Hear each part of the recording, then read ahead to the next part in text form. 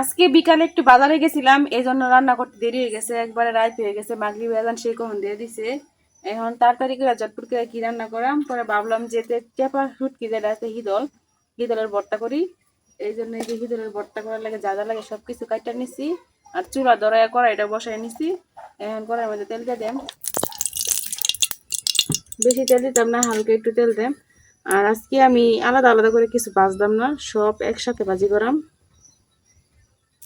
শুধু শীতলটা পরে ভাজি করাম।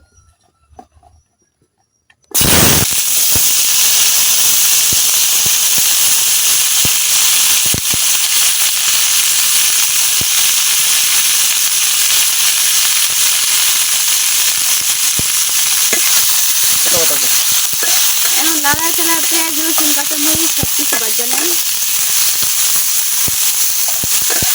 তাড়াহুড়ার লাগে কিন্তু একসাথে সব দিয়ে দিচ্ছি।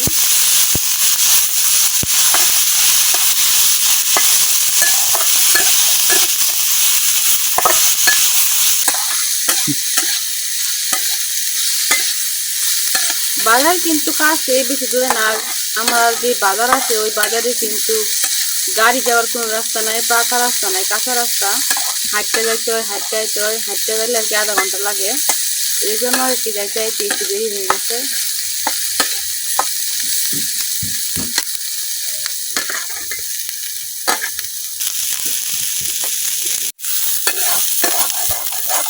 এই দেখেন একসাথে বাজার কিন্তু মজা আছে, সবকিছু একেবারে হয়ে যাইতেছে।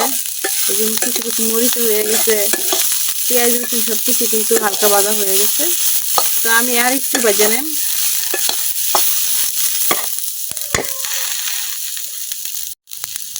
আর এদিকে এই যে আমি 3টা হিদল নিচ্ছি, তো 3টা হিদল এখন ভালোভাবে পাতার মধ্যে পেঁচাই লিয়াম, কারণ লাউ পাতা নিচ্ছি আজকে।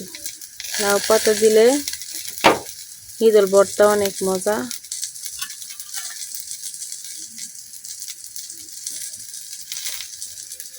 তো এইভাবে আমি খুব ভালো করে পেঁচাই নিতেছি যেন হিদলটা বাইরে না যায়। 3টা পাতা নিচ্ছি, কারণ পাতা দিলে ভর্তাটা একটু বেশি হইব, খাইতেও ভালো লাগবে। এই যে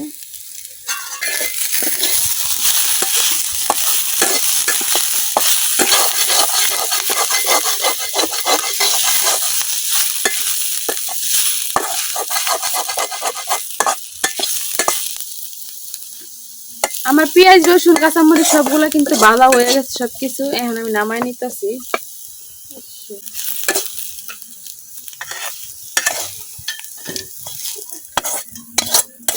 এখন আমি আবার কড়াই বয়াই দিছি, কড়াই একটু তেল দিতেছি।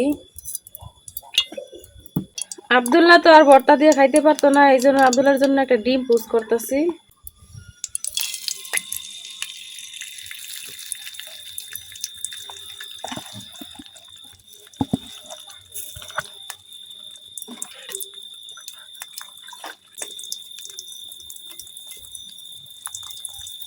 তেলটা গরম হয় না, এই জন্য ডিমটা ফুলতেছে না।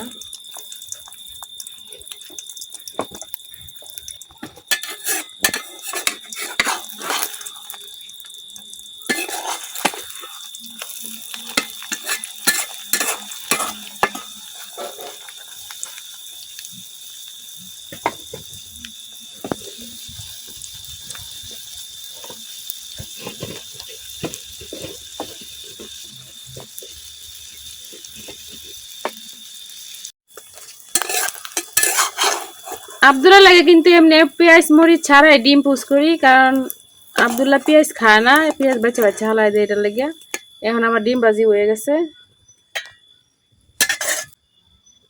এখন দিয়ে দিতেছি এই যে হিদল।